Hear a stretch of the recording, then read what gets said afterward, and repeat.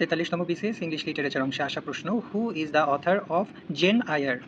Gen আয়ার হচ্ছে একটা novel এবং এই নোভেলের লেখকের নাম কি আমাদের বলতে হবে। অপশনে আছে শার্লট ব্রন্টি, বিতে এমিলি ব্রন্টি, সিতে জেন অস্টিন, ডিতে মেরি শেলি। অ্যান্সার হবে শার্লট ব্রন্টি, অপশন এ।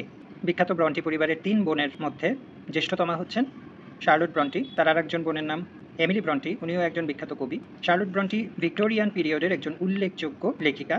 এবং এই যে জেন আয়ার প্রশ্নে দেওয়া আছে, এই নোভেলটিকে আমরা বিল্ডাংস রোমান বলতে পারি।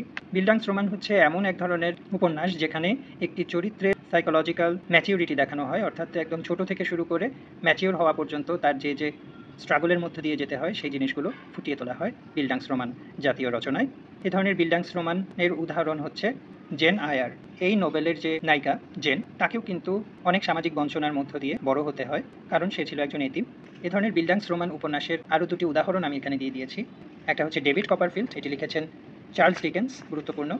গ্রেট এক্সপেকটেশন, এটিও বিল্ডাংস রোমান জাতীয় উপন্যাস, যেখানে পিপ নামে একটি ছেলে বড় হয়ে ওঠার কাহিনী দেখানো হয়েছে, এটিও লিখেছেন চার্লস ডিকেন্স।